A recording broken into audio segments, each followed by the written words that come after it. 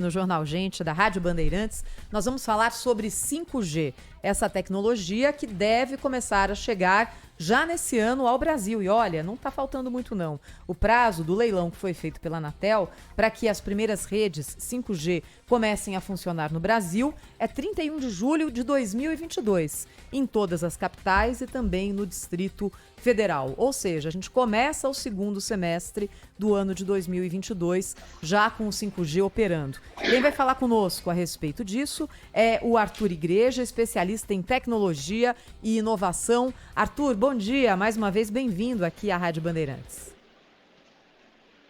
Olá, bom dia, sempre um prazer enorme estar aqui com vocês. Olha, a gente vai falar muito sobre 5G esse ano, porque é a grande revolução tecnológica que já bate aqui à nossa porta. Quando a Anatel diz que as primeiras redes 5G devem começar a funcionar, o que é esse começar, Arthur? Qual você espera que seja o grau de acesso do brasileiro ao 5G no começo do segundo semestre desse ano? Olha só, Thaís, nós temos que entender que o 5G é uma mudança de infraestrutura, né? Então, quer dizer, do lado do consumidor, basta, colocando aqui algumas aspas, né, trocar de smartphone, porque está muito caro, né, para que o smartphone esteja habilitado. Agora, nós temos que lembrar que é infraestrutura. O que isso quer dizer? Instalação de antena num país que tem as dimensões do Brasil. Então, o cronograma do 5G vai de 2022 até 2029, ou seja, não vai ser uma virada de chave rápida. Nós começaremos pelas capitais, depois cidades médias e, naturalmente, na sequência, o interior do Brasil. Então, tem que lembrar que no começo vai ser muito desigual, nós teremos algumas regiões das cidades atendidas, então o que vai acontecer é que o usuário vai estar numa região central e vai estar com uma velocidade incrível de acesso, e pode ser que alguns quarteirões dali ele já não consiga fazer uso do 5G. Então, no começo tende a ter uma certa oscilação. Tem que lembrar que o 5G é muito mais veloz, mas o alcance é bem menor. Então, só para dar a dimensão, uma antena de 4G cobre aí 15, 16 quilômetros. No 5G nós estamos falando de poucas centenas de metros. Então, é um trabalho bastante longo, até por isso que o cronograma aí tem 7 anos. Então, a expectativa é que em 2022 a gente comece a ter um gostinho de 5G em algumas regiões das capitais, para ser bem pragmático. Arthur, bom dia para você, muito bom ter... Eu consigo entender o Arthur Igreja, então você vê o talento desse homem, que não é fácil eu conseguir entender esse tipo de assunto. Mas, Arthur, então claramente, durante um bom período, de agora até 2029, quando em tese todo o processo vai estar concluído, espera-se, nesse período aí, uma boa parte dele, o fosso entre as pessoas que vão estar voando e as que vão estar lá embaixo sem ter muitas condições de acesso à internet e tal, esse fosso tende a ficar maior nesse período. Agostinho, é exatamente isso. Lembrando que no Brasil nós já temos isso, né? Então, quer dizer, nós temos hoje ainda mais de 40 milhões de brasileiros que simplesmente não têm acesso a nenhum tipo de internet. Então, nós estamos falando aí de quase um quarto, um quinto da população, né? Então, é um número muito expressivo. E numa era em que a economia toda está ficando digital, né? Então, para você fazer as transações mais elementares, você precisa de conectividade, né? Então, nós vimos muito isso durante a pandemia.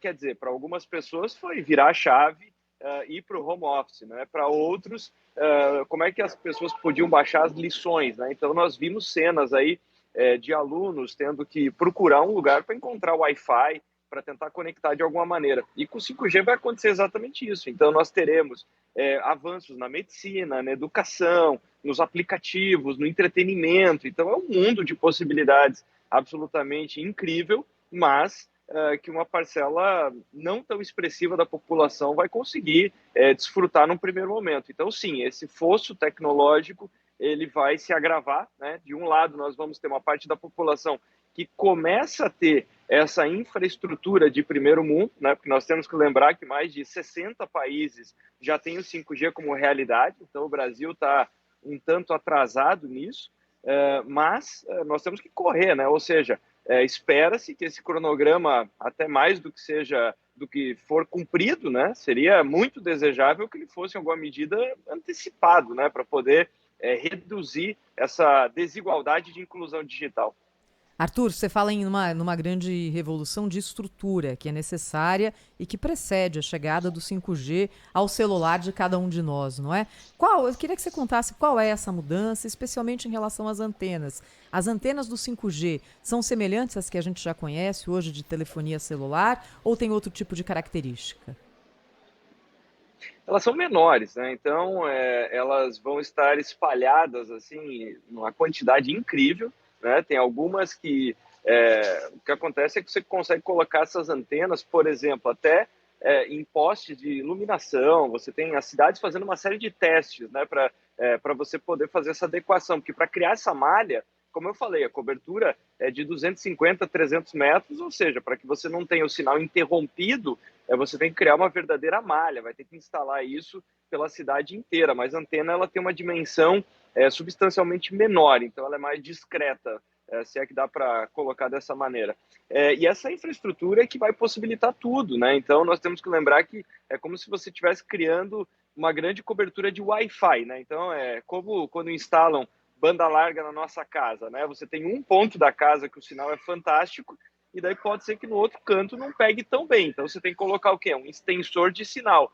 E essa malha de acesso ao 5G é como se você estivesse levando Wi-Fi para a cidade inteira, né? Então isso precede o uso, né? E aí depois que nós tivermos esse uso, né? Fazendo aqui uma outra analogia, você primeiro tem que ter a pista, né? A rodovia, para depois você colocar uma nova geração de automóveis, enfim, de elementos que estão em deslocamento, né? Então é por isso que isso leva um tempo, é um processo paulatino, é um processo que está longe de ser instantâneo. A gente está conversando com o Arthur Igreja, que é especialista em tecnologia e inovação.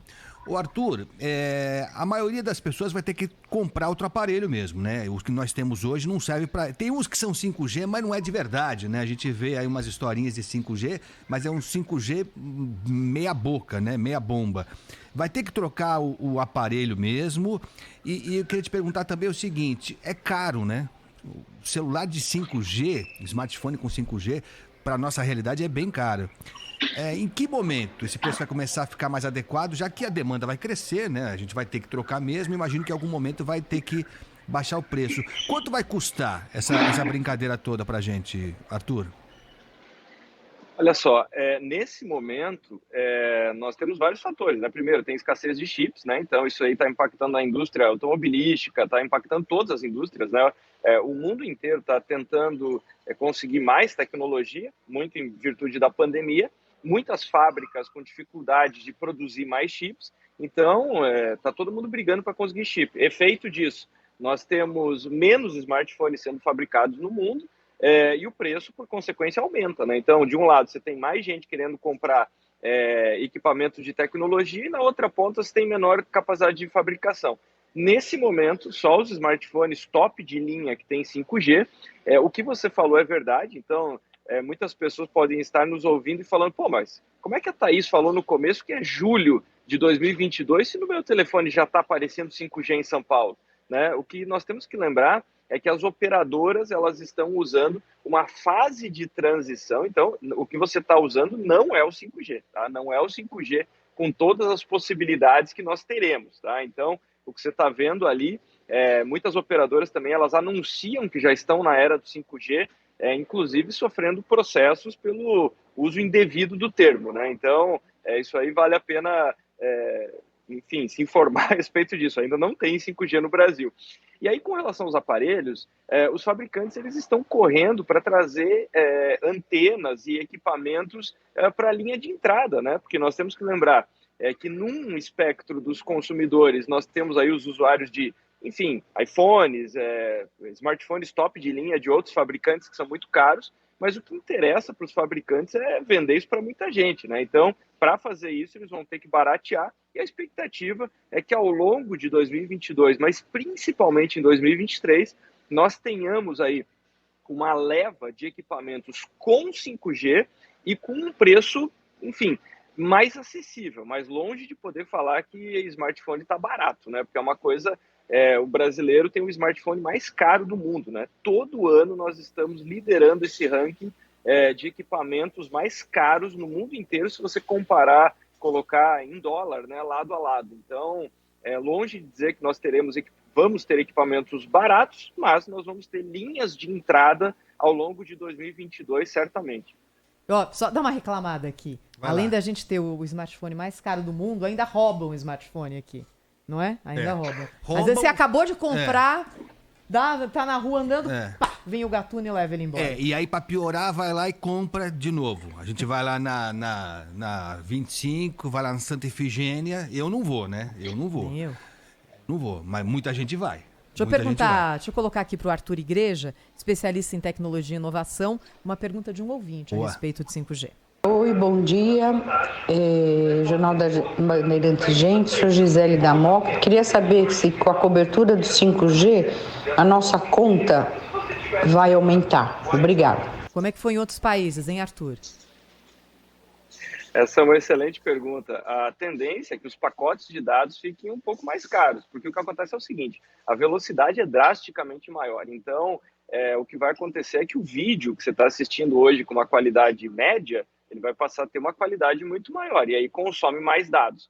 Então, a tendência no curto prazo é que as operadoras elas ofereçam um pacote muito maior, e pacotes maiores no começo vão custar mais caro, para daí num segundo momento você tem aquela dinâmica de mercado que uma vai estar competindo com a outra e o preço vai caindo, né? Ou seja, se você comparar o que você paga hoje em relação ao que você pagava há 4, 5 anos atrás, em termos de cada real, quantos megas navegados você compra, a tendência é de queda no tempo. Só que o que vai acontecer agora? A gente vai precisar de pacotes de dados maiores. Então, no curto prazo, a notícia não é muito promissora, não. As possibilidades vão ser mais interessantes, mas a tendência, justamente por ser uma novidade, né, nós temos que lembrar que a indústria ela vive disso, né?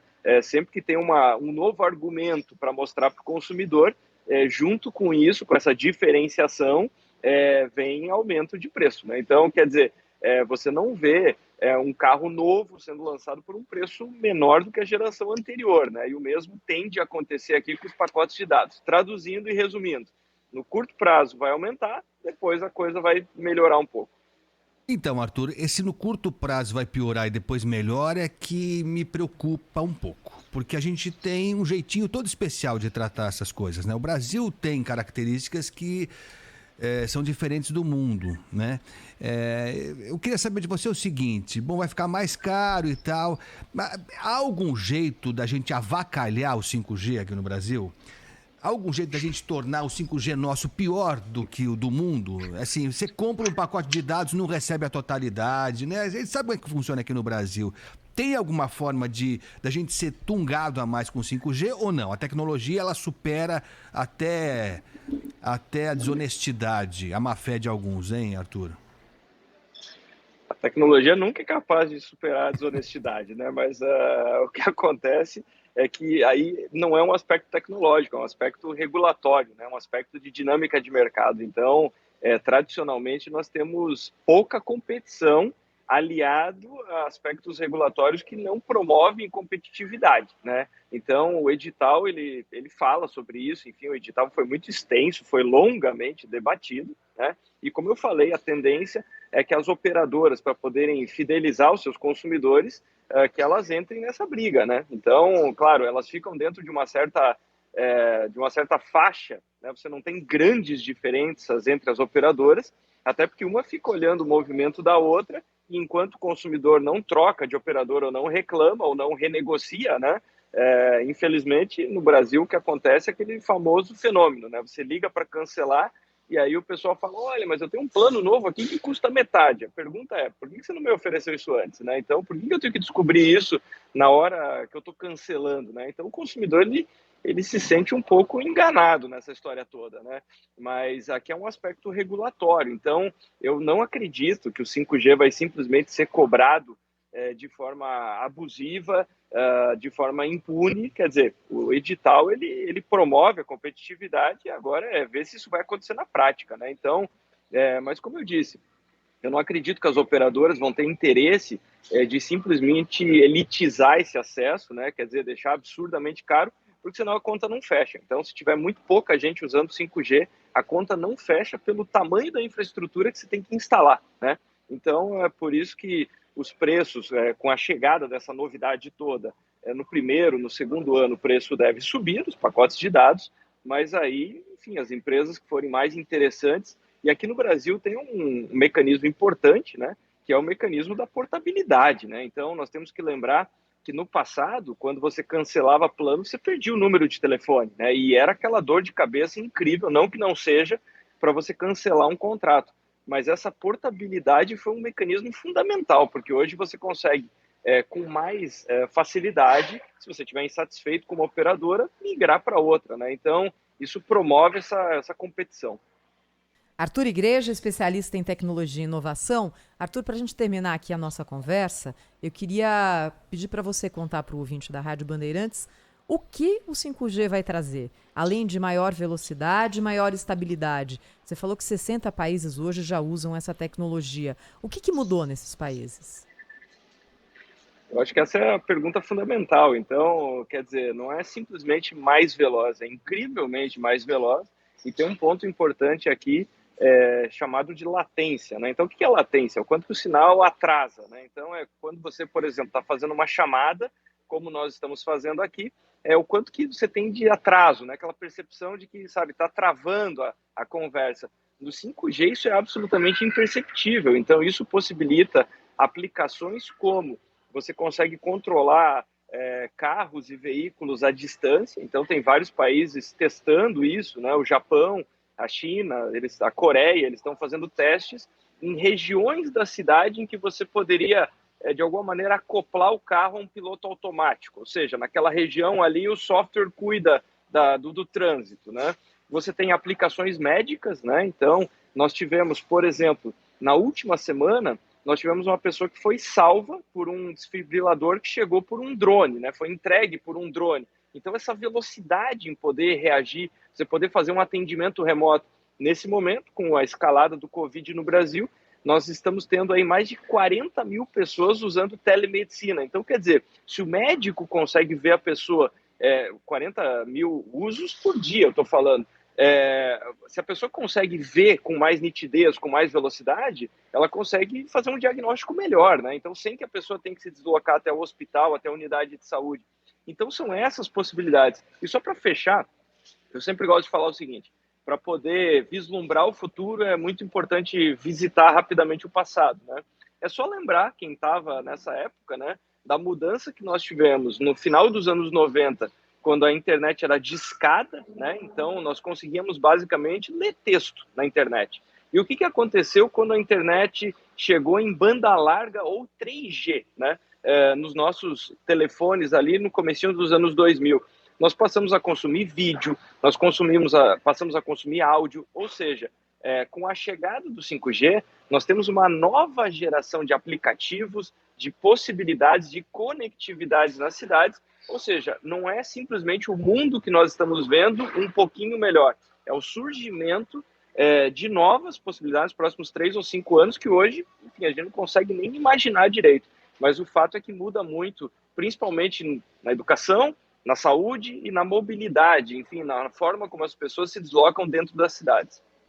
Eu não lembro de internet escada, tá? Estava lembrando aqui, eu acho que eu era muito... Eu ouvi falar, Agostinho. Muito pequeno na época, eu ouvi eu falar. não lembro O disso. Arthur não pegou essa época não, né, Arthur? Ele leu sobre isso, você não viu. Não. Isso daí é coisa que eu ouvi falar. Contaram para... O Arthur, você está em Portugal ainda, não? Tô em Portugal. Ah, então tá bom. Aqui tem 5G. Aí tem 5G, né? Que inveja, hein? E quanto custa um celular aí, hein, Arthur? Fala. Um pouco mais barato do que o Brasil, mesmo pagando em euro. Isso é que é muito difícil de entender. Incrível, né? Isso aí. Arthur Igreja, especialista em tecnologia, mais uma vez, muito obrigado pela sua aula aqui para todos nós. Como vamos até 2029 nessa empreitada, a gente vai conversar muito, tá bom, Arthur? Obrigado. Um abraço para você. Tchau, tchau.